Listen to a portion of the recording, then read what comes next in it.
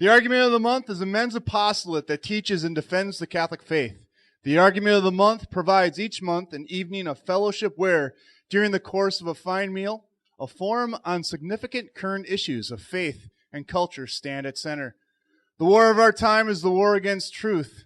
The argument of the month fights for the truth by seeking the truth and bringing the clarity of truth to the Catholic and the non-Catholic alike.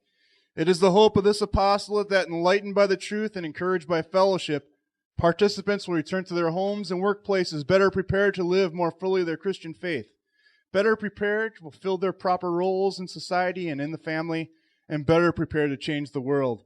That is our mission, that is our hope, and that is the Argument of the Month Club. Thank you very much for coming.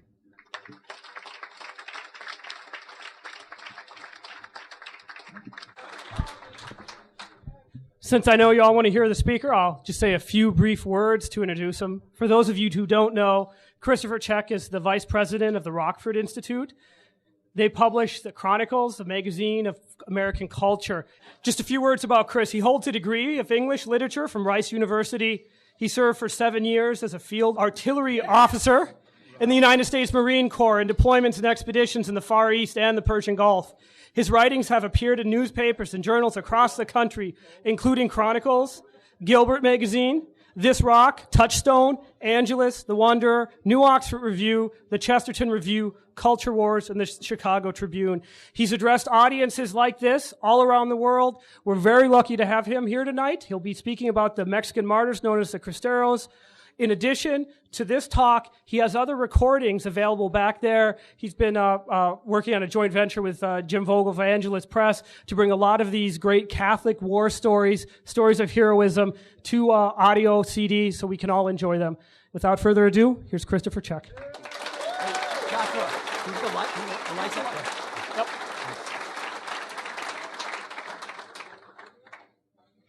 Thank you, Joshua. You gentlemen are an inspiration. I do talk from time to time around the United States and once in a while in Europe. I've never seen anything like this in my life. Never. It's, praise God.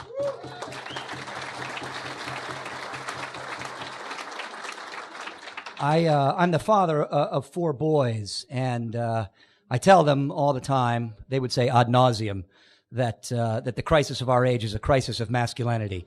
But it's being solved. It's being solved right here, and I'm honored to be part of it. Thank you.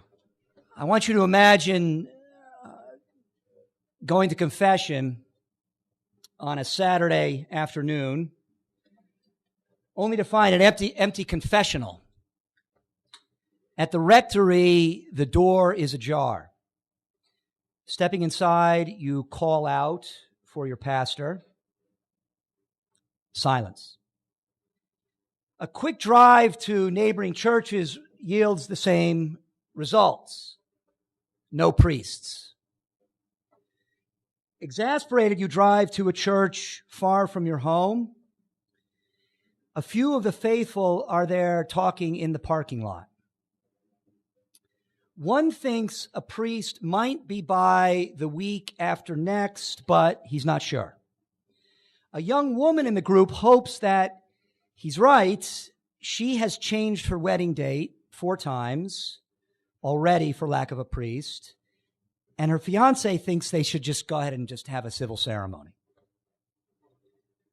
A couple with a new baby cannot find a priest to baptize him. The last time anyone in the group assisted at the holy sacrifice of the Mass was months ago. Now, if you can imagine this nightmare, it will give you some sense of the profound evil that gripped Mexico nearly a century ago. Driven by Marxist errors, Masonic superstition, lust for power, and just plain old greed, revolutionaries declared war on the Catholic Church. In brutality and blood, they seized control of the government. And in 1917, they wrote a socialist constitution packed with anti-clerical articles, the aim of which was to marginalize the church's influence in Mexican life, if not drive her from Mexico altogether.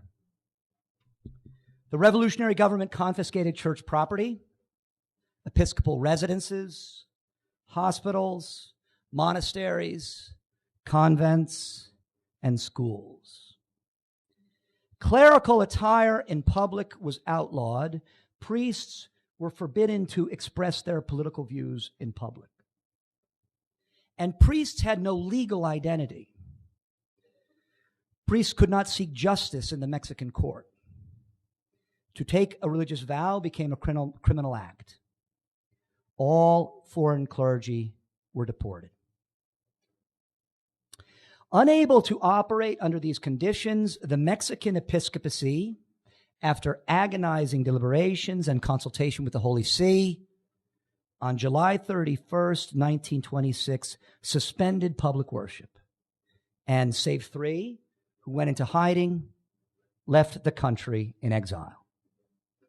The following day, for the first time in more than 400 years, no priest in Mexico ascended ad altare Dei to offer the holy sacrifice of the Mass. Now Mexican priests face 2 choices: cooperation with the anti-Christian government or a life on the run. Those who chose the former were forced to abandon their parishes, to move to the urban areas, and to register with their state governments, which now had the power to set clerical quotas. In the state of Tabasco, in southern Mexico, Governor Tomás Cannibal restricted the number of the priests in his state to 6, which was 1 for every 30,000 citizens. He also demanded that these 6 take wives. In true Marxist fashion, he renamed his capital city, San Juan Bautista, St. John the Baptist, to Villahermosa, and named his children Lenin, Lucifer, and Satan. His business card identified him as Tomás Cannibal, governor of Tabasco, the personal enemy of God. A courageous minority of priests refused to register. They ranged the countryside by night and in disguise, doing their best to bring the sacraments to the faithful. Priests who were caught were arrested, fined, jailed, and sometimes tortured and executed.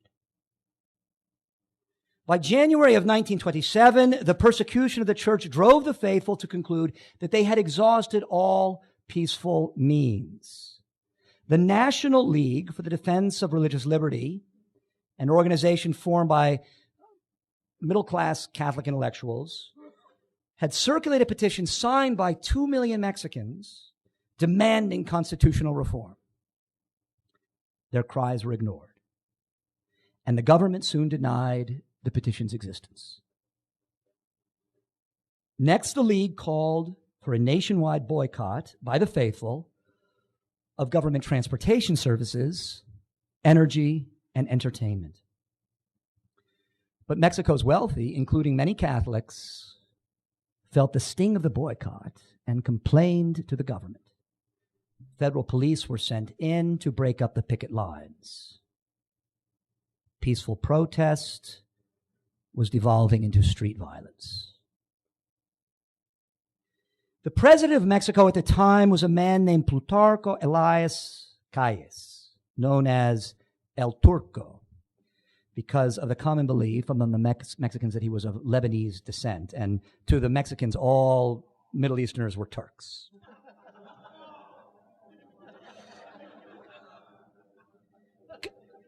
Calles certainly displayed the ruthlessness and the temper of a Turk.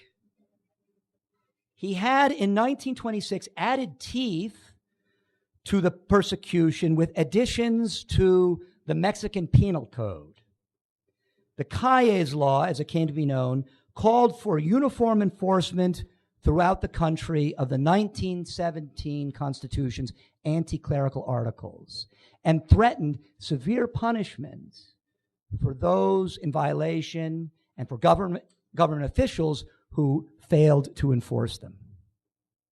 As long as I am president of the Republic of Mexico, the Constitution of 1917 will be obeyed, he raged.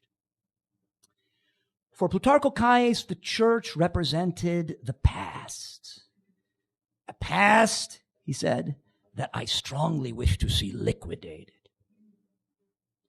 Now, Plutarco Calles' own past was troubled.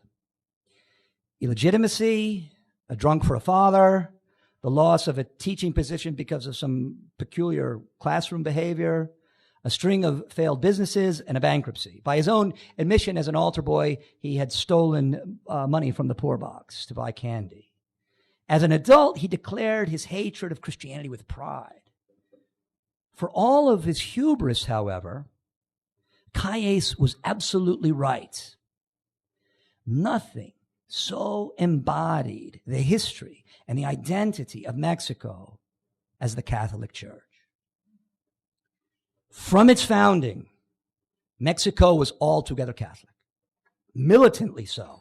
The faith and its propagation were what brought the Spanish conquistadores to the New World, and the fire with which they brought Christianity across the Atlantic was of the same white heat as that fire which had driven 7 centuries of fighting Islam and the Reconquista of the Iberian Peninsula. Ferdinand and Isabella conquered the Moorish kingdom of Granada in 1492 without pausing to wipe the blood from her sword. Spain turned her fiercely Catholic heart, a heart forged in 7 centuries of fighting the enemies of Jesus Christ, toward the New World. Now, were some among the conquistadores motivated by the possibility of untold wealth? Were others driven by a reckless desire for high adventure? Of course. Were all funded by a crown determined above all to spread Christendom? The answer is yes. Did Hernando Cortez strive to build a Christian land, the policies of which were informed by the gospel? Again, yes. Was he successful? Absolutely. In the Protestant United States of America, the modus operandi, so far as the native population was concerned, was what we call manifest destiny, which is a nice way of saying keep pushing the brown people towards the Pacific Ocean. In contrast, the Spanish Catholic attitude toward the native population of Mexico, and indeed the French Catholic attitude toward the native population in Canada, was what? Convert and integrate. That is, once the baby killers, the cannibals, and the demon worshippers had been vanquished. Did the plan work? Magnificently. Mexicans of Indian blood would paint pictures to rival those of European masters. They would master the tongue of Cicero and the philosophy of Aristotle, and they would one day teach both to the great-grandchildren of the conquistadores in the lecture halls of Mexico's magnificent universities. In short, the Spanish transformed Mexico in Christ. As in medieval Europe, the liturgical calendar and the sacraments leavened the activities of domestic and civil life. It is very difficult for Americans, where we live with the fiction of the separation of church and state, where this fiction is sacrosanct, to understand the depth to which the faith penetrated human experience in Mexico. But without this understanding, we will not be able to understand the war that was provoked by the 1917 Constitution and the brutal enforcement of the Calles Law 10 years later. This war was called La Cristiada. Its heroes were the Cristeros. They were armed, landowning peasants rising up in defense of the faith in the very tradition of the centuries of Spanish Catholic militancy that came before. Back to our story. Enforcement of the Calles Law drove the bishops to suspend public worship. The suspension of public worship drove the Mexican peasant class to take up arms. The question is, was this the effect that the bishops had desired? In the case of a few, the answer seems to be yes. Bishop Leopoldo Lara y Torres of Tacambaro had written to Plutarco Calles telling him that the bishops were prepared to seal their protest in blood. The fiery tactics of Bishop Francisco Orozco y Jimenez of Guadalajara made Rome very nervous. He had already endured 3 exiles for his public opposition to the government. Bishop Jose de Jesus Manriquez y Zarate of Huelva circulated tracts condemning Calles and denouncing him from the pulpit of his cathedral. He financed and supplied the Cristeros, and he even considered taking the field with them. For most of the bishops, however, the suspension of public worship was a nonviolent protest designed to bring popular pressure on the government. Now, this nonviolent approach was shared by Jose Anacleto Gonzalez Flores, the heroic scholar and founder of the Catholic action organization, the Union Popular. As street demonstrations grew into street violence, however, Flores joined forces with the National League for the Defense of Religious Liberty, led by a man named René Capestran Garza. Together, these 2 men sounded a nationwide call to arms. Flores told his loyal followers that they were headed for Calvary. If one of you should ask me what sacrifice I am asking of you in order to seal the pact that we are going to celebrate, I will tell you in 2 words: your blood.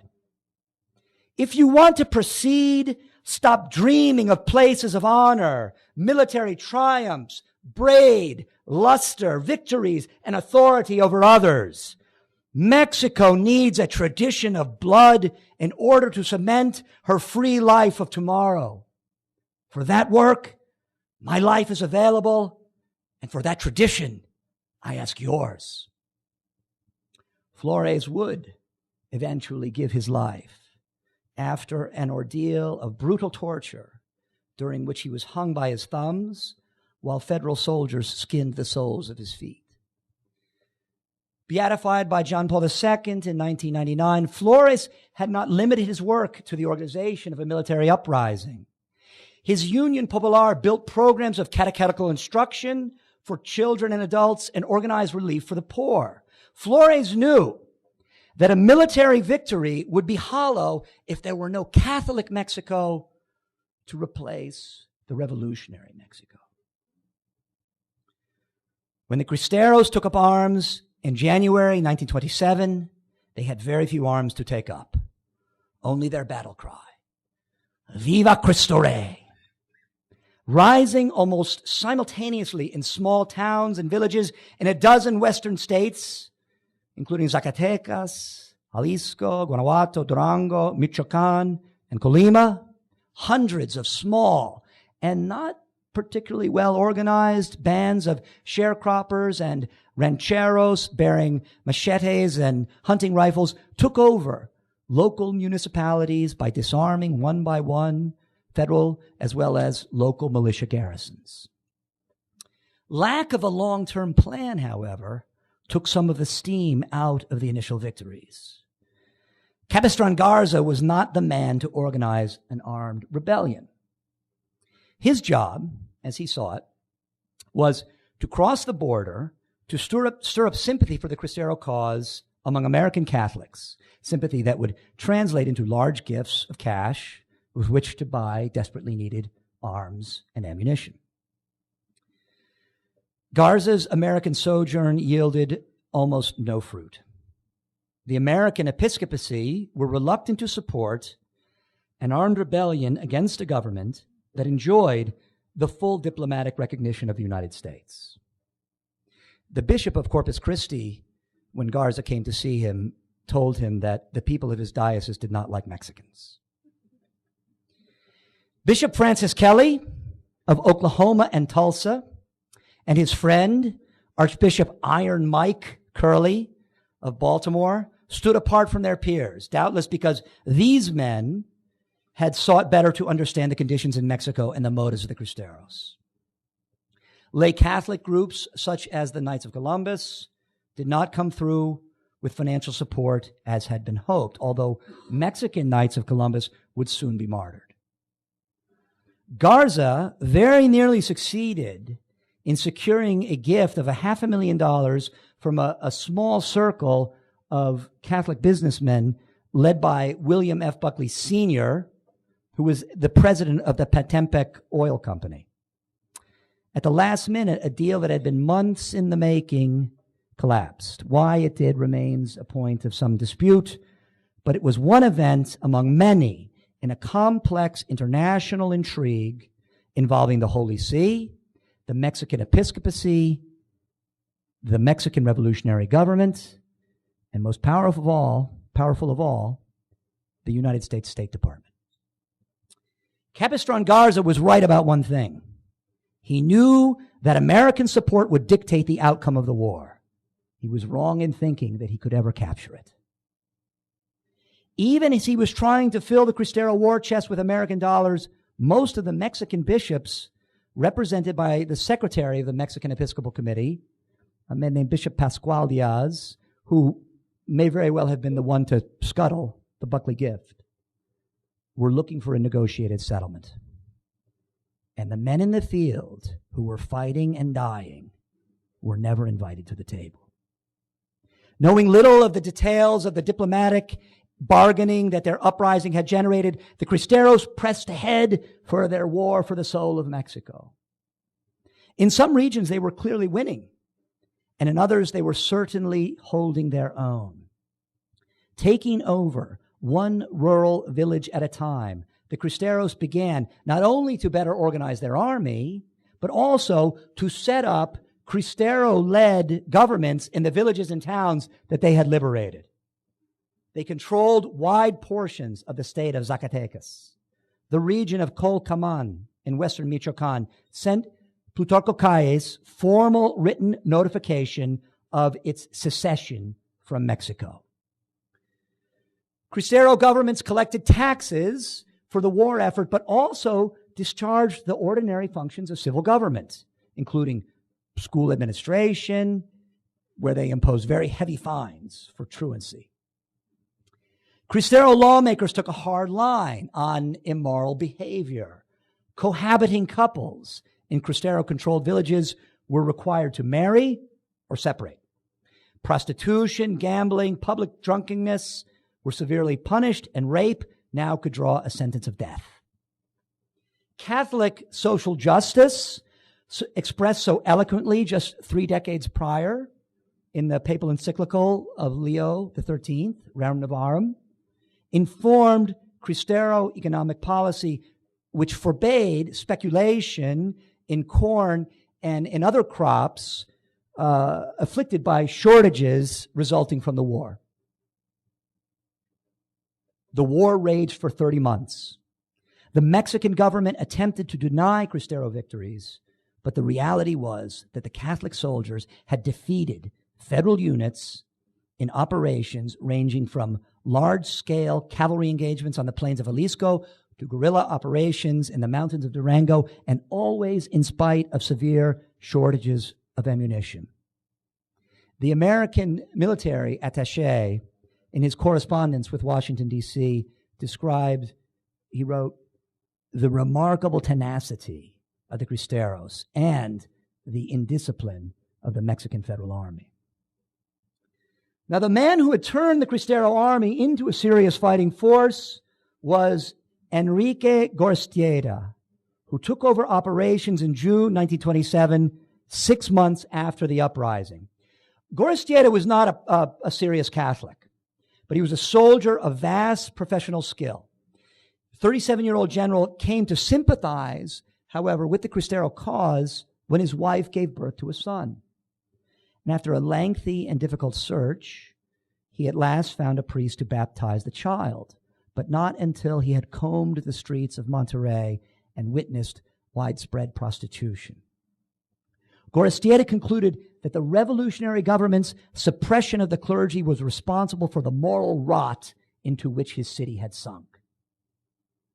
As the chief of the Cristero army, he admired the strict moral code by which the Cristeros lived, one that stood in stark contrast to the behavior of federal troops who were frequently drunk or stoned on marijuana and who terrorized the civilian population with pillage and rape. While they often spared the lives of captured federal soldiers, Cristeros who were captured in battle could expect no quarter. Their executions would be preceded by sadistic tortures designed to get the Catholic soldiers to reveal military secrets and to deny the faith. Electric shock, burning with blowtorches, hanging by thumbs, broken bones. Often Cristeros would be dragged behind a horse and then quartered alive. A common federal torture was to flay the soles of the feet and then force the victim to walk on rock salt. Cristero prisoners died bravely, and the accounts of their deaths inspired their brothers in arms. Priests captured by the Mexican government, whether they were actively serving with the Cristeros or not, or had just simply refused to register with the Mexican government, were hung or shot. Among them was the 62-year-old Father Mateo Correa Magellanes, who refused to tell federal officers what some Cristeros had told him in confession, sort of a Mexican John Nepomucen. Most famous of the martyr priests, though not formally a Cristero, is Blessed Miguel Pro, who died before a firing squad with his arms outstretched like our Lord crucified, shouting, "Viva Cristo Rey." Plutarco Calles ordered the execution photographed, hoping that the grisly images would discourage Catholics supporting the Cristeros. The photos had the opposite effect, and soon Calles was forbidding the papers to print them. Public sympathy for the Cristeros also took the shape of an extensive logistic network run by the feminine brigades of St. Joan of Arc. These women devised very creative ways to keep their men supplied. They designed special vests for smuggling ammunition out of federal factories, and they built secret workshops for the production of homemade explosives, such as a hand grenade made out of a jelly tin. Under the government's nose, ammunition passed from one street vendor to the next, buried among the produce in the carts. Because of the wide variety of calibers in the Cristero army, in the Cristero arsenal, an eclectic mix of pistols, hunting rifles, and captured military weapons, the Joan of Arcs reshaped cartridges by hand in order to answer the demand for ammunition of so many different sizes.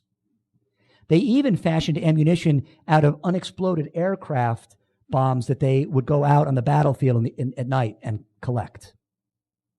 These courageous ladies also carried messages from one unit or to another written on silk and hidden in the soles of their shoes. All of these activities were carried out under an oath of secrecy. 25,000 women served in the Joan of Arcs, mostly young unmarried women between the ages of 15 and 25. There is no evidence, not one piece of evidence, that their oath was ever broken. The heroic efforts of the Joan of Arcs notwithstanding, the Cristero army never had enough ammunition to win a decisive victory. Too often in the heat of battle, they had to break away in order to live to fight another day. On several occasions, they were reduced to rolling boulders down hills at advancing federal troops. They called these boulders Hail Marys and Our Fathers. Although the federal army was badly led and plagued by high rates of desertion, they were never short of arms and ammunition, willingly supplied by the United States government, including aircraft. In at least one battle, probably more, American pilots provided air support for the Mexican Federal Army against the Catholic soldiers. Stalemate, albeit one that could last for years, seemed to be the best for which the Cristeros could hope. Plutarco Calles felt threatened nonetheless. The war was costing the government 96 million pesos a year, more than a third of his annual budget. And this figure, by the way, did not include the harm to the Mexican economy in reduced agricultural production for which Plutarco Calles' scorched earth policy was responsible. Worse, perhaps, his policy of relocating almost 30% of the rural population to the urban areas in an effort to eliminate the Cristeros support network, which was in fact provoking emigration out of Mexico. 500,000 Mexicans fled the country during the Cristero War. And this wave of Mexicans becomes California's first wave of Mexican immigrants. By the end of the fighting, military deaths totaled more than 100,000. Most of these were federal troops. Plutarco Calles engineered the election of his hand-picked successor, Emilio Portes Gil, though still he called the shots from not so far behind the scenes. Calles feared that the Cristeros would never be defeated. "They are annihilating us," he wrote to Portes Gil privately. At last, the Mexican government came to the bargaining table. The man who negotiated the settlement was the U.S. ambassador to Mexico, Dwight Morrow, whose daughter, Anne, married Charles Lindbergh. In one of history's greatest ironies, the father-in-law of one of America's most famous isolationists had been meddling in the affairs of foreign nations since his days as a J.P. Morgan partner, brokering huge loans for England and France during the First World War.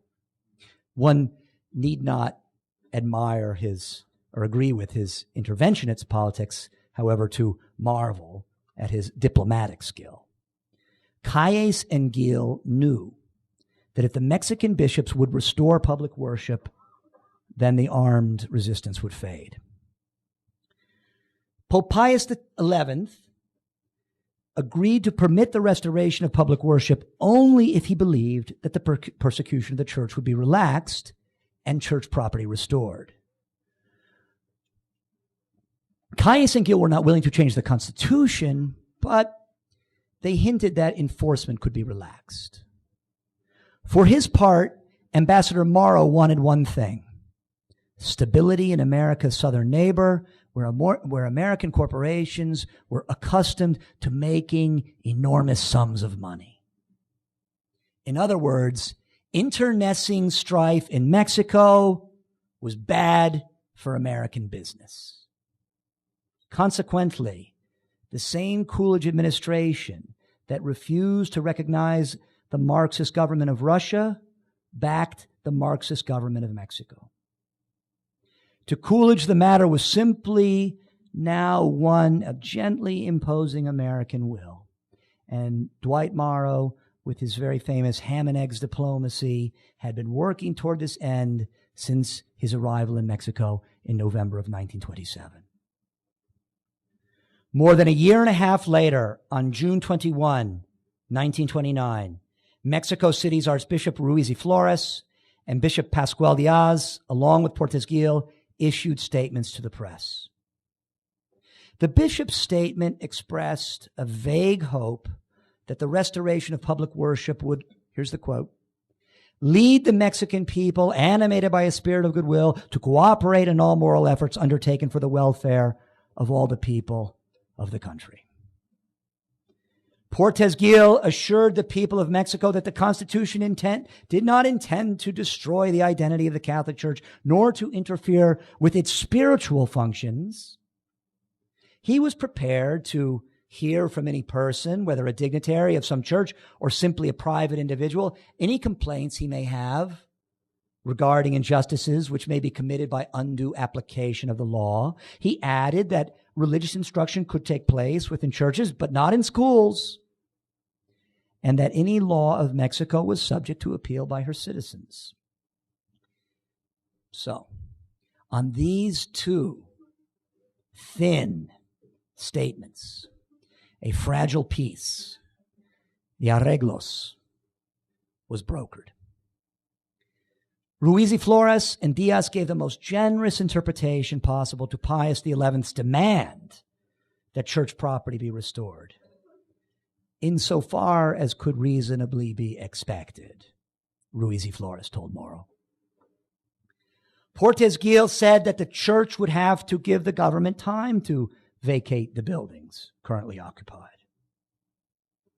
Gil declared amnesty for all Cristeros, including a free rail pass to return to their homes. Officers were permitted to keep their sidearms and their horses. After the meeting, the two bishops drove to the Basilica of Our Lady of Guadalupe, and they prayed at the high altar. Public worship was restored. The faithful packed the churches. Pope Pius XI sent word to the Cristeros asking them to lay down their arms. Over the next 3 months, in obedience to the Holy Father, this is exactly what they did. Alas, the story does not end well. 3 years later, in an encyclical, Acerba Animi, Pius XI explained why he had asked the Catholic soldiers who had knocked the anti-Christian government of Mexico back on its heels to lay down their arms. He had to restore the sacraments to Mexico's faithful, even if the conditions under which the church could operate were not ideal. But now he admitted, the favorable settlement for which we had hoped has not been forthcoming. On the contrary, within only a few months of the arreglos, signs that all was not well were abundant. Many churches and schools and rectories and hospitals remained in government hands. Ruiz y Flores and Diaz attempted to meet with the president, but they were ignored. And Gil's successor, Pascual Ortiz Rubio, also handpicked by Plutarco Calles, told the bishops that Portes Gil had promised them nothing. Meanwhile, the surrender of the Cristeros was not proceeding as hoped. Soldiers not willing to move out of their states were taken prisoner and executed.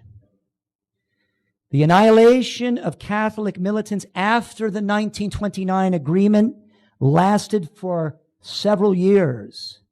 There were mass executions in Jalisco, and Cristero veterans were hunted down and killed into the 1950s. It is not known how many thousands of them lost their lives after the war had been declared over. 1934 and 1935 were the worst years for the church in Mexico. This time, most state governments just closed the churches themselves.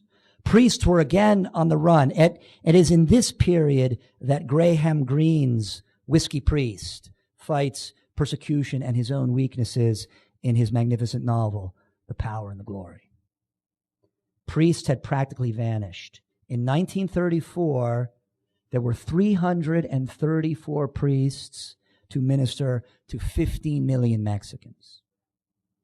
School teachers in Michoacan were forced to take a public oath of atheism and to promise to teach against the Catholic religion.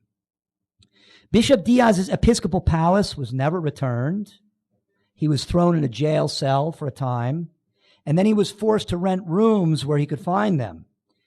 And few were willing to rent rooms to the aged bishop, fearing that they would lose their property. He died, despised by the Mexican government, and not altogether loved by the Catholic militants who felt he had betrayed their cause. Doubtless it was Diaz's voice that at last convinced Pius XI to call for an end to the Cristero uprising. It is easier, we often think, to judge the actions of men with the perspective history gives us. However, no just judgment can be rendered on the members of the hierarchy who sought an end to the Cristero War without understanding. The church is not a political movement. It is an institution for the care of souls. Pius XI and his bishops needed first and foremost to restore the sacraments to the Mexican faithful, even if the circumstances under which they were to be dispensed were trying. There are questions yet. for historians to answer before attempting to plumb too deeply the mind of the Holy See. Was Pius XI not well advised, for example? Or did he know how far the United States government was willing to go in backing Mexico's revolutionary government? We know that the Holy Father's infallibility does not extend to matters of international politics. But it is reasonable to conclude that he negotiated in good faith, which is more than can be said for the Mexican government or the U.S. Department of State.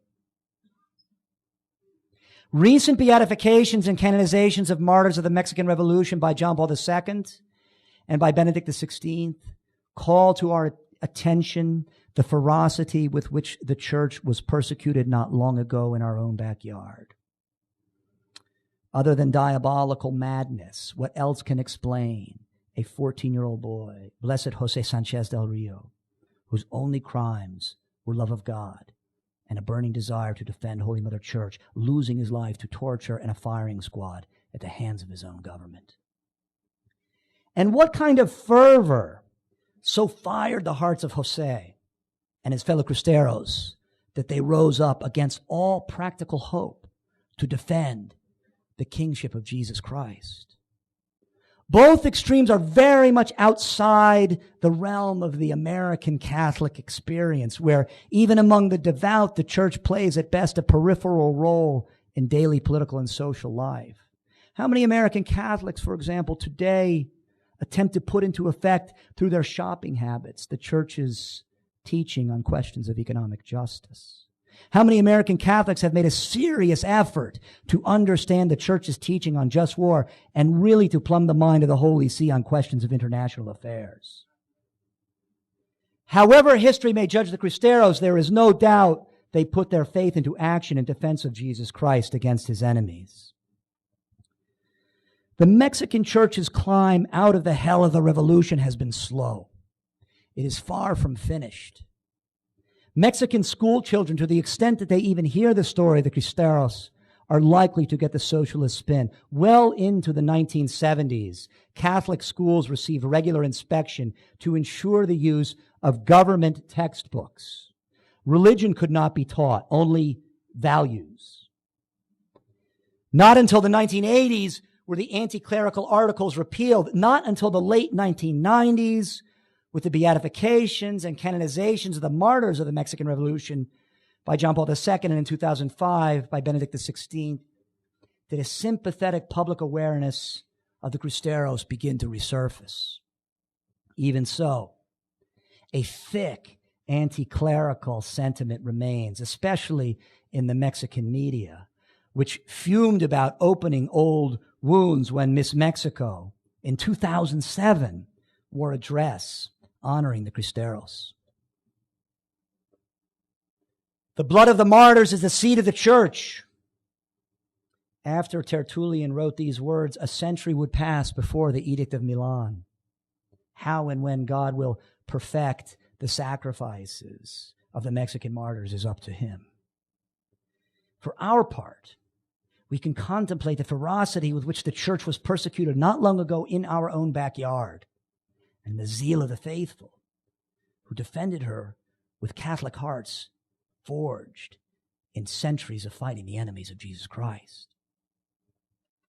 I would like to conclude tonight with the story of this young boy, José Sánchez del Rio. In 1913, in the state of Michoacán, José was born to Macario and Maria Sánchez del Rio. Macario and Maria were cattle ranchers who loved Jesus Christ with all their hearts and who reared their 4 children, of whom José was the third, to do the same. José cultivated a strong devotion to the Blessed Virgin of Guadalupe, and he said his rosary every day with great care. He instructed the other young children of his town in the Catholic faith and encouraged them to make holy hours before the Blessed Sacrament. José was an expert at marbles, and he loved to play marbles with his friends, and he learned to ride and care for horses. When José was 13, his older brothers, Macario and Miguel, left home to join the Cristeros. Jose longed to join his brothers, but his mother forbade it. For a year, he begged her to go. "Mother," he said, "will you deny me the chance to go to heaven, and so soon?" At last his mother relented, and with tears in her eyes watched her youngest son ride off to join the crusade. The Cristero commander in Jose's town refused the boy's appeal to enlist. So he made his way some 20 or 30 miles to the next town, Cotija, where he presented himself to the Cristero commander there, a man named Prudencio Mendoza. "What contribution can so small a boy make to our army?" Mendoza asked Jose. "I ride well," came the answer. "I know how to tend horses, I know how to clean weapons and spurs, and I know how to cook in the field." Mendoza was inspired by the boy's grit, so he made him the aide of a Cristero general named Ruben Guizar Morfin. Soon Morfin promoted Jose to bugler. He would ride alongside the general in combat, carrying his battle standard and delivering the general's orders with his horn. The soldiers of Jose's regiment, inspired by the boy's piety and fervor, nicknamed him Tarsicius, after the Roman altar boy who died protecting the Blessed Sacrament from the pagan mob. On February 6th, 1928, the Cristero army was overwhelmed by the army of the Mexican government in fierce and bloody combat outside of Cotija. General Morfin's horse was shot, and it looked as if he would soon be captured by federal troops. Jose leapt off his horse. "General," he shouted, "take my mount and escape to safety. You are of far greater importance to the Cristero cause than I am." Helping General Morfin up into the saddle, Jose delivered a hard swat across the backside of the horse and sent it galloping away. He then took his rifle and his bandolier, and taking cover behind a rock, began picking off federal soldiers closing in around him.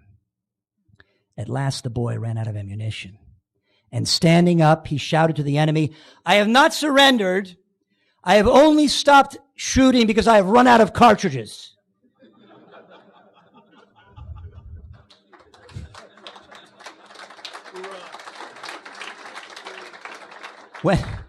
When the federal soldiers saw that they had been fired upon by a boy, they were furious.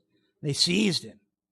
They put him in irons and they dragged him off to a local church, which they had converted into a jail and a stable for their horses and a coop for the roosters that they used in cockfights. The roosters they had tethered to the church's monstrance. Jose scolded the soldiers for desecrating a holy place. "Now we will see, hombrecito, how tough you are," they sneered. To test his resolve, they forced Jose to watch as they took another captured Cristero, tortured him, and hung him from a telegraph pole. Far from looking away, Jose encouraged the man, telling him that they would soon meet up in heaven. For 2 days, Jose was locked in the sacristy of the church, during which time he wrote to his mother, telling her that he had no fear, that he welcomed the will of God, and looked forward to dying in his service. One night, Jose managed to untie the ropes that bound him. Unable to escape the church, he strangled all of the soldiers' roosters, and with his fingers he gouged out the eyes of all of their horses. The following morning, when his captors asked him what had happened to the animals, Jose told them that a church was a place to worship God, not a barnyard. One soldier delivered such a blow to the boy's jaw that it knocked out a few teeth, but Jose, wiping the blood from his chin, told the soldiers that soon he would be meeting God and that he would ask him to bring confusion to these wicked men. The captain of the guard offered Jose his freedom in exchange for information about the Cristero army's location and the names of the people who were supplying it. Jose refused. So they pinned him down and cut the skin off the soles of his feet. At 11 p.m., they marched Jose to the cemetery on the edge of town, all the while telling him that if he would deny Jesus Christ, they would spare his life. Viva Cristo Rey! Shouted Jose, the rallying cry of the Cristeros. Viva Cristo Rey! Over and over as he limped on his bloodied feet over the gravel and twigs. Long live Christ the King! Long live the Virgin of Guadalupe!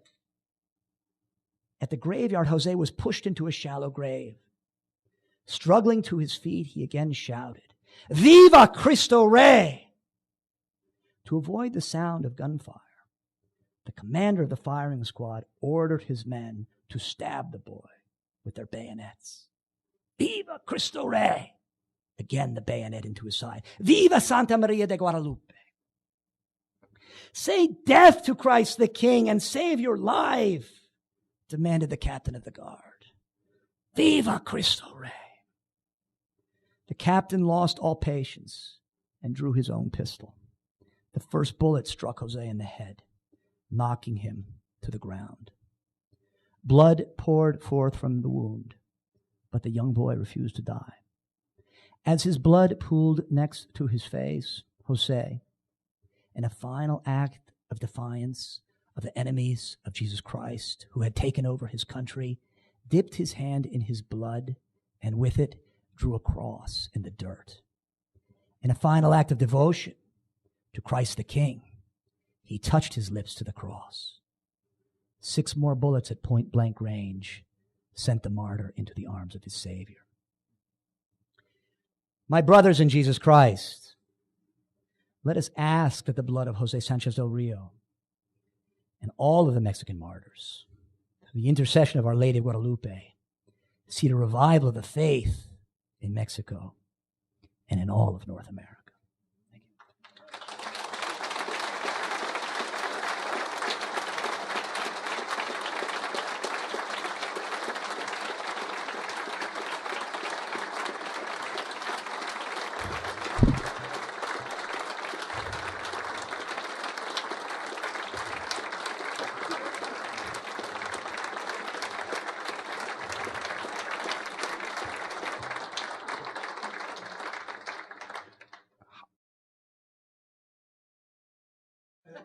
This is the only time in all the years we've been doing this that you could hear a pin drop during the talk, right?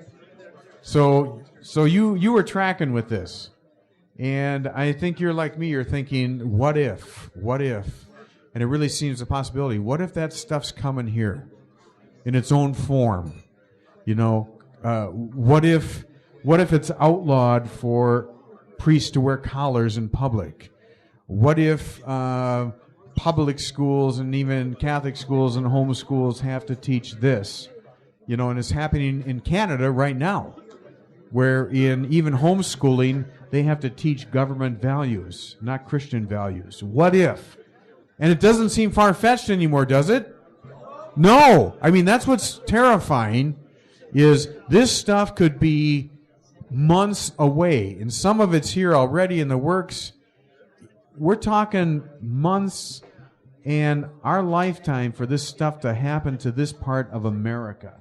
Okay? So, this stuff is really real. Okay, now I'm going to call you to quiet.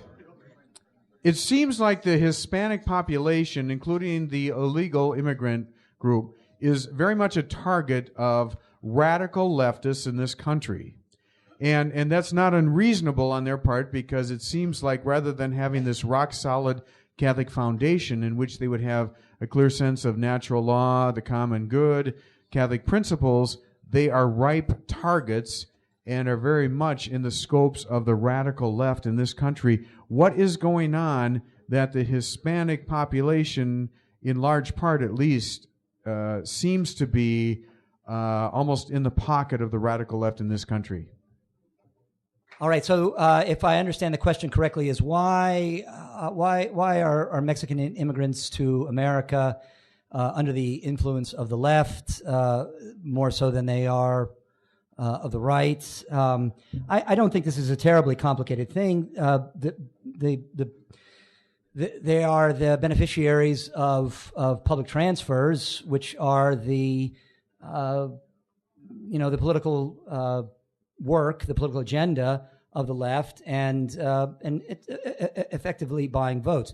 I guess the deeper question, if I understand, Father, what you're asking is why are they susceptible to this? The reality is that, and there are Mexicans among us who can speak better to this question than I can. But the reality is that the faith, since before this event that I described to you this evening, since the middle of the 19th century, with the first Mexican Revolution overthrowing early 19th century overthrowing the Spanish government, and then the brief period of French rule. That is a nation that has been in the throes of revolution for a couple of centuries, in effect. And so as a consequence, there is among the many consequences of this, it is a largely uncatechized Catholicism there. And in many ways, so is the United States. But there's a kind of a mix of superstition, Catholicism, Catholic practices, Catholic sacramentals, and almost, in fact, a kind of a cult in some ways to Our Lady of Guadalupe that is somewhat disordered. So there's a lack of formation because the church has been on the rails for so long and continues to be. Jehovah's Witnesses and Mormons make great strides in Mexico right now. They show up on the doorstep with images of Our Lady of Guadalupe and say, "Oh yes, well I'm for the same Lady of Guadalupe that you are." And then once they're in the door, then they start to give the Jehovah Witness or the Mormon, Mr. and Mrs. Claus on that planet together, whatever it is that they're doing. And no, really, that is Mormon theology. We can talk about that too. But in any case, so the folks that come over here, they tend to be largely uncatechized, somewhat superstitious, and then when they get here, they know where to line up for the transfers, and so they are they're fairly easily in the grip of the left. It puts an enormous burden on those of us who know the truth to continue to evangelize our Mexican brethren here in the United States and the church in Mexico, and they're fighting it. They are. It's going to be a long fight. It's going to take a long time. I think I dodged your question pretty well there, Father. Okay, you've already been warned what the question is, but now I'm going to officially ask it. The answer is 14. Okay, I guess I've changed the question then. So how did this happen in Mexico that such a rich Catholic culture could lose it so badly that it fell to revolution and became so anti-Catholic? Yes, this is an excellent question, and here my history is not going to be as complete as what you just heard. But the reality is that revolution was fomenting in Mexico not long after the revolution in France, which is the first of these modern revolutions, where all of these errors begin to spread, all these errors against the church, of course. And I talked about this last night at the University of St. Thomas to the magnificent young men and women there in the Catholic Studies program there. My goodness, they're fantastic. And I had that story of the Vendée with me, a very similar tale. But it's the same kind of thing, the deliberate suppression by the revolutionary government, by the anti-Christian government, by Masons. It's true. I mean, we should be honest about this. Masons fomented revolution in France and also in Mexico. But going all the way back to the early part of the 19th century, there are a series of revolutions in Mexico, culminating in the middle of the 19th century with a revolution. I think I even have it on your hand out there. Hey, I don't have this memorized. Yeah. So when's the date here? 1864, roughly around then. End of the 1850s. There is a revolution fomented, in fact, by two defrocked, I'm sorry to say, Jesuits, and they overthrow. first Spanish and then French rule in Mexico.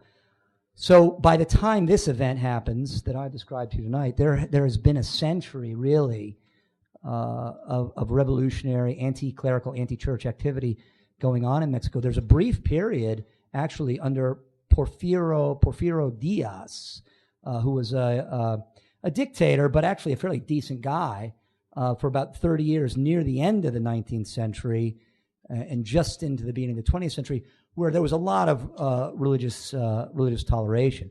But it was a deliberately fomented revolution that had been going on for a long time, inspired by the errors that come out of the Enlightenment in France, the Enlightenment in England, the Enlightenment in France, and then the Revolution in France. And so, I mean, Dale, the same question could be asked: how did it happen in France? That was a magnificent Catholic country too, but it did. It did.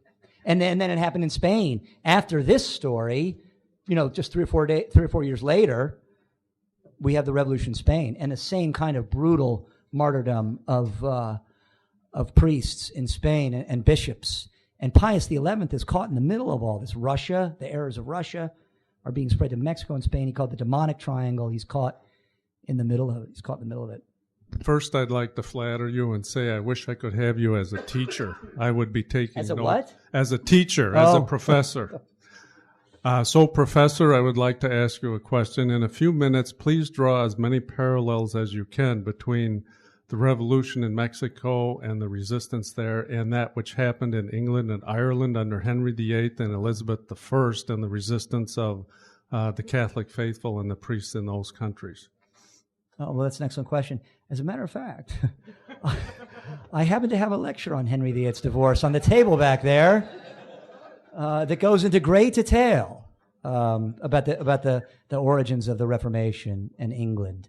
Yeah, but the reality is that my knowledge of the details of the Cristero War are better than they are of the reaction that takes place in England after Henry deliberately, so that he can marry his concubine. This is why the Anglican religion, church, if that's what we can call it, I suppose, is invented because a man wanted to put away his wife and marry his mistress. That is a fact. It's true. It is a true fact.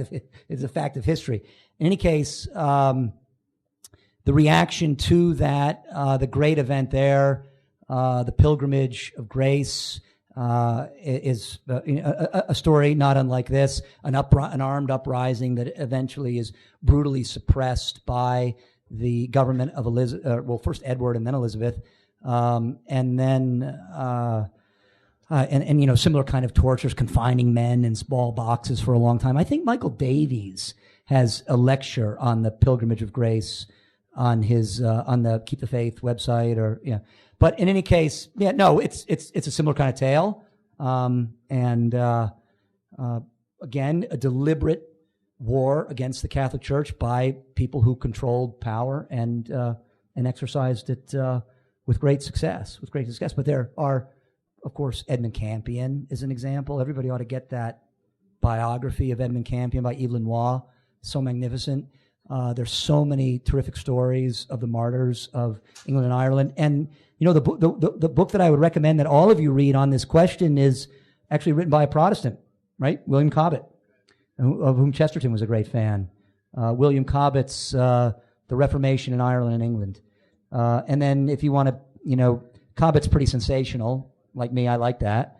But Monsignor Philip Hughes, his history of the Reformation in England and Ireland is also quite good.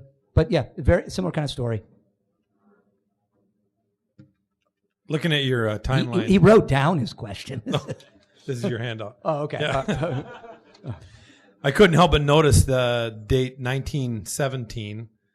And so I'm curious, how much, was there a relationship or a connection of any kind between the events in Russia? Yes. In 1917 and what went on in Mexico? And then is there anything in the Fatima message for us as Catholics that could apply to Mexico as well as a result?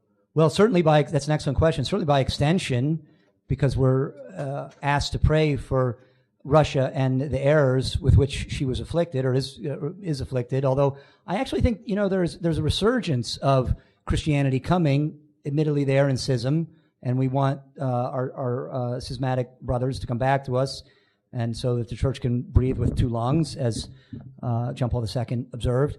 But yes, the time coincides exactly, and there were, in fact, Russian advisors in Mexico. There was Russian money in Mexico.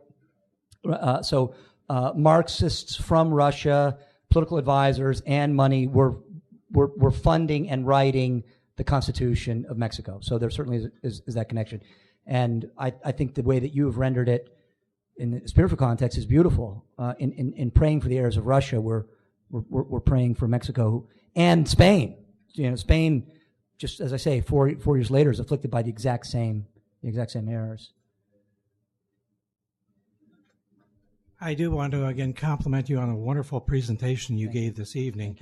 I also thought something that I found interesting in some research. I've been fascinated with the anti-clericalism and some of these things that have spawned what you had in Mexico. I'm very familiar with the apparitions of Our Lady of Fatima. You had in Portugal in 1908, you had the assassination of the king and the crown prince same day, and the young prince Manuel becomes king. Yes. 2 years later, he is overthrown by a revolution, and you had a violent, same sort of a thing like you're talking about here in Portugal. Yes. And this set the stage for the apparition of Our Lady of Fatima. Okay. And I found it interesting, the year 1910, and it ties in with Christ the King. 1910, there were 20 crowned heads of state in Europe, from one end to the other. By the year 1925, 8 of those had disappeared in the wars. And Pius XI declared the Feast of Christ the King, I believe, in 1925. Yeah. And that is interesting because it is reflected so well in your talk here, and how all of that is tied together. Yeah. So I just, and then in Spain, 1910, you had some tremendous anti-clerical outbursts even before. Sure. No, excellent point. And in fact, probably I should take more care in the making of this talk. When these young men took the field with what arms they could, they were trying to live quas primum, right? They were this encyclical of the kingship, of the political kingship of Christ. That's what they were trying to do. This encyclical was only 2.5 years old as these events are starting to unfold, and that really is what fires their hearts. And Pius writes this in reaction to what he sees as the deliberate effort of governments, atheistic, anti-Christian governments, to suppress and make war against the church.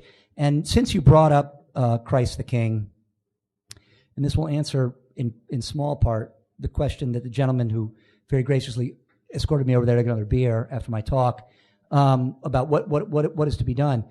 I know this is somewhat controversial, but I'm going to tell it to you anyway. I think it was a liturgical mistake to move the Feast of Christ the King to the end of the liturgical year. And okay, well, 3 people agree with me. That's good. And the reason for that is because now in the new liturgical calendar, it has a kind of an eschatological flavor.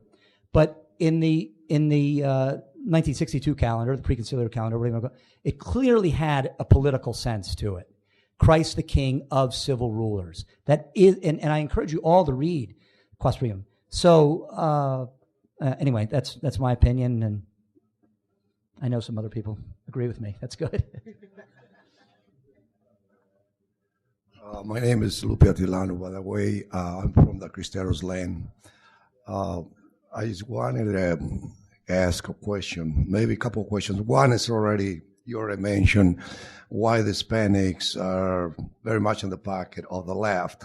And it's very frustrating for me because I came here a few years ago from Mexico, and I share the frustration with my countrymen very much.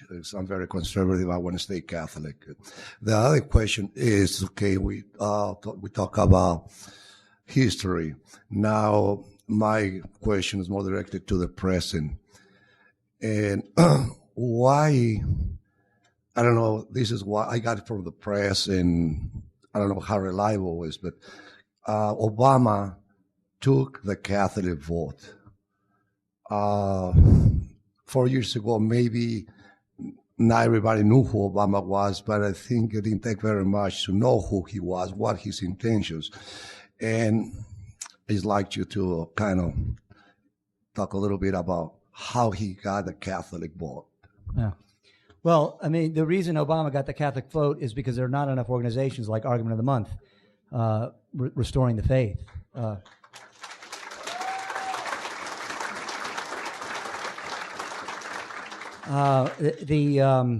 The Roman Catholic Church is a hierarchical church, thanks be to God. But what that also means is, the fish rots from the head, as the expression goes.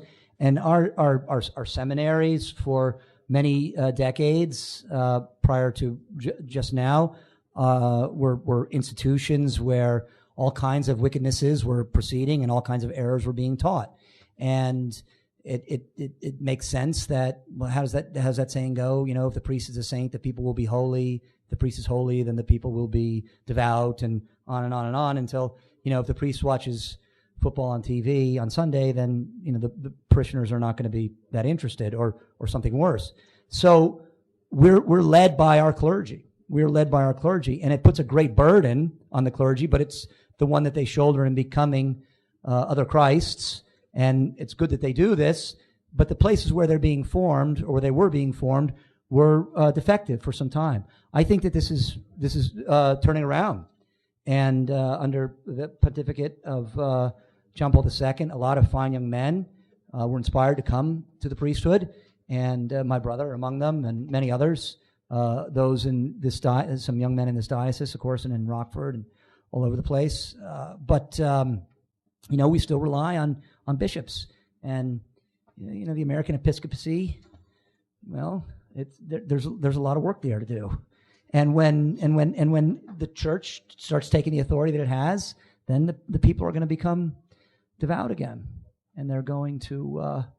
But by the way, this doesn't mean that the laity has to lay down, because all throughout church history we see the Vendée is an example, and this story I just told you, examples of the laity, whether they're actually taking up arms or holding events such as this. They're the ones who are holding the clergy's feet to the fire. It's like St. Catherine of Siena, right? What did she say to the Pope, who was hiding up there in Avignon? All the feminists like to talk about Catherine of Siena, that she was, she wanted to be a priest. No. What did she say to the Pope? She said, "Esto vir, you are the man. Yeah, be the man," right? So the laity have this responsibility to form ourselves insofar as we can, and to hold our clergy to account. And it's going to be worse for a while, but our children or their children, they're going to see some light. I just finished George Weigel's 2 books on John Paul II, and I found myself wondering what John Paul would think of the events in Mexico. I thought I'd ask you if you had any sense of what you thought John Paul might think about all. It's an interesting question. John Paul II did not canonize anyone who had taken up arms. In none of the canonization, he canonized Blessed Anacleto Flores. He did not canonize anyone who had taken up arms in the Cristero War. Benedict XVI did. So that's a short answer to your question. My question goes to how much anti-Catholicism by U.S. presidents or Secretary of States was there during this time period? And you mentioned some of it. I had read somewhere that one of the Secretary of States during this time period, and I don't remember which administration it was, actually praised the Mexicans for all the Catholics they were killing.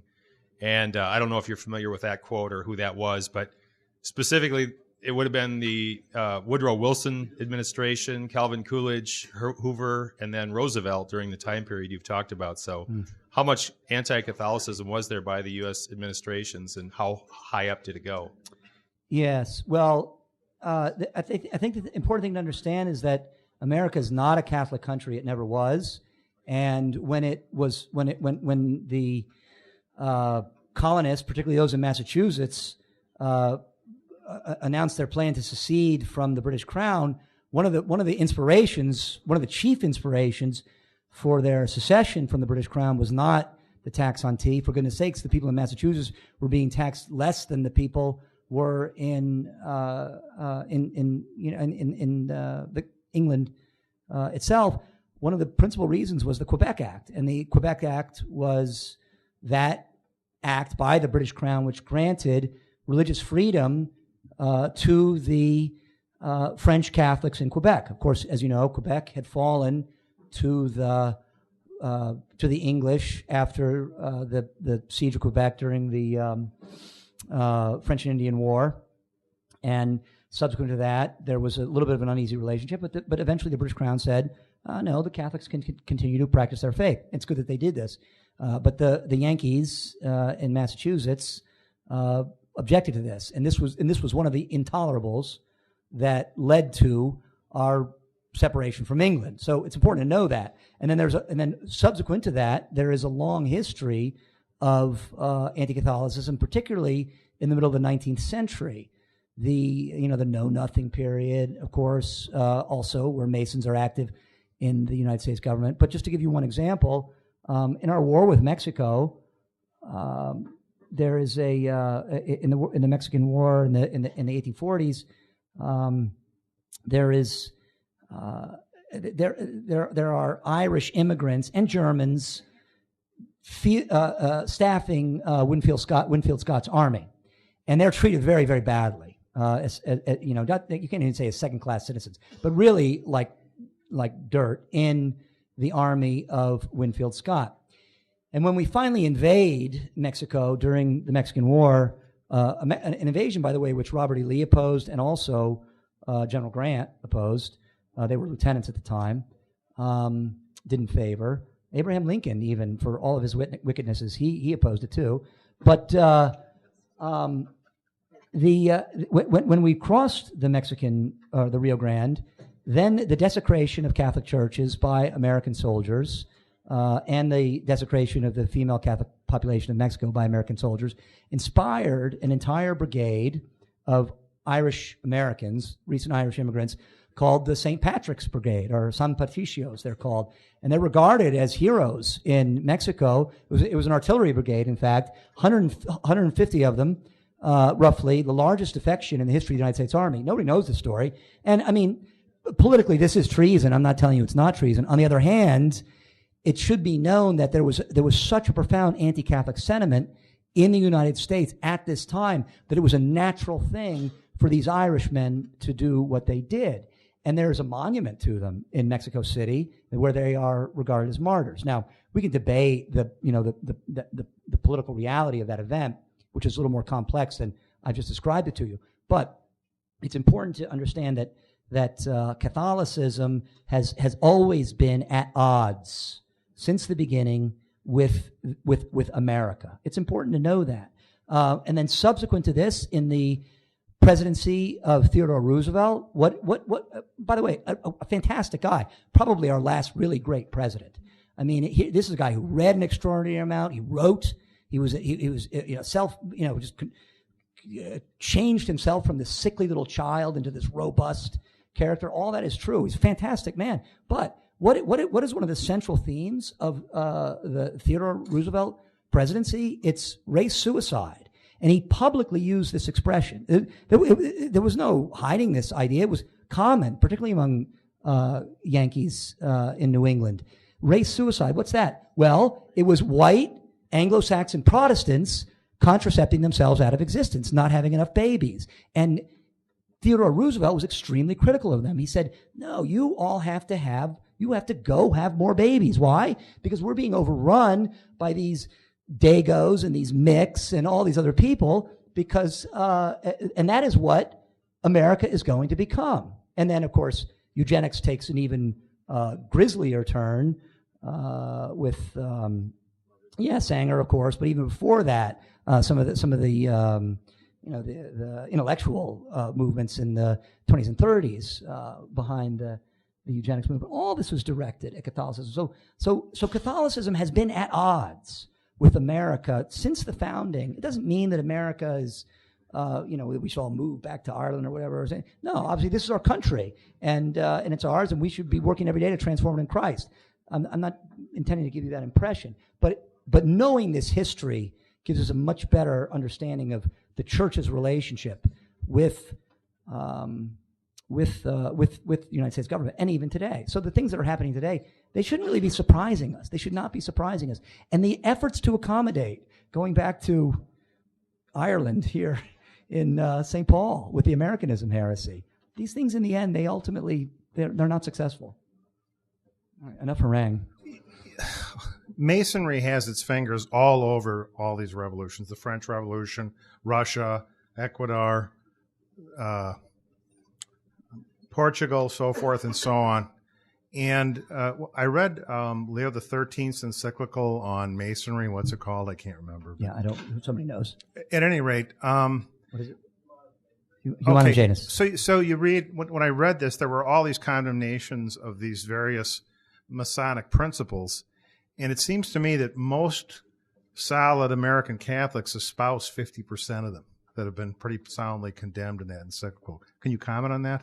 I can't. My knowledge of Mason, I think it's naive to think that Masonry does not exist and that it is not effective, particularly in Europe and throughout European history, and still actively so in Europe. I also think that it's a little naive to say, okay, the Shriners, they're nice people and they run these hospitals and they do all those things, but nonetheless, those organizations do deny the existence of a triune God. That absolutely is true, even here in the United States, and that really needs to be understood. But as far as the details of what Masons believe and the extent to which those errors are, Michael, you want to say something there? Or? Yeah, and it's naive to think otherwise. Yeah. Well, Michael Matt said that he agreed with Bob, and that there's enough historic documentation, there's enough evidence that we're just a little foolish if we say, oh, that whole conspiracy stuff, that's kooky, whatever. No, it's real. It's real. Yeah. No organization has been condemned more often by the popes than Freemasonry. Yeah. Thanks, Mike, for backing me up there. Thank you, Mr. Check. If I could just say one thing before. Thank you again for having me. All the proceeds for my CD sales go to Nicholas's seminary fund. So, so go back there.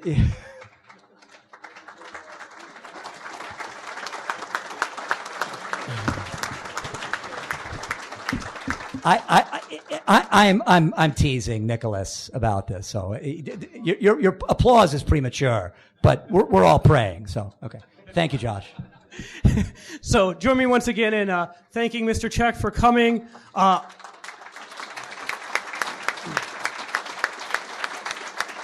I'd like to conclude by asking Father Graebner to lead us in a closing prayer. When my pastor asked earlier how many here, asked for a show of hands, how many are would be willing to be martyrs of the Catholic faith, pretty easy down here for us all to raise our hand, and I raised my hand too when we start hearing things about having our being hung by the thumbs and our soles of our feet being flayed, so on and so forth. And yet, not a one of those people, had they been here, say, a little less than 100 years ago, would have felt any less trepidation at some sort of a prospect. The way that we prepare ourselves for being able to do that, for being able to not deny Jesus Christ, because there is no middle ground, either deny him or you go to martyrdom, if that's what you're called, there are three ways. It's a three-legged stool. Daily prayer. Doesn't have to be 3-4 hours a day. Got to be 3-4 minutes. Doing nothing but raising our minds and hearts to God. Shut out the computer. Shut out the smartphone. Just 3-4 minutes a day for a minimum, but every day. Secondly, frequency of recourse to the sacraments. Gentlemen, get to confession at least once a month. What happens in the confessional, not only do you receive that huge grace of the forgiveness of sins, but in addition, the overly generous Father of the prodigal Son pours into our souls great graces in order to be able to grow in holiness, overcome sin. That's why the popes, that's why Blessed John Paul II went to confession once a week. That's why Benedict XVI goes to confession once a week. That's why most of the popes have, not because they've got tons of mortal sins to offload, but because they know that the grace was there to help them. And you can imagine being the head of the Catholic Church and you need all the help you can get, huh? So the third thing, struggle to lead the virtuous life. Okay, we've all got our demons, as it were. We've all got our sins, struggling to lead the virtuous life. And that's three legs of the stool. The seat of the stool is Our Lady's seat of wisdom, having a devotion to the Blessed Mother. We invoke particularly this evening Virgin of Guadalupe. If we have that spiritual stool in good shape, all three of those legs in that seat all put together, God will not be outdone in generosity. He will give us what we need at the proper moment when we need it in order to be able to lay down our lives, even to being tortured to death if need be. Let us pray to St. Michael the Archangel in the name of the Father and of the Son and of the Holy Spirit. St. Michael the Archangel, defend us in battle, be our protection against the wickedness and snares of the devil. May God rebuke him, we humbly pray. And thou, Prince of the heavenly host, by the power of God, cast into hell Satan and all the evil spirits who prowl about the world seeking the ruin of souls. Amen. The Lord be with you. Through the powerful intercession of Our Lady of Guadalupe and Blessed Miguel Augustin Pro, may the blessing of Almighty God, the Father, the Son, and the Holy Spirit descend upon you and remain with you forever. Amen. And again, thank you very much, Professor Czech, for coming and speaking to us this evening. Wonderful presentation. Let us all keep him in our prayers in order that he may continue to give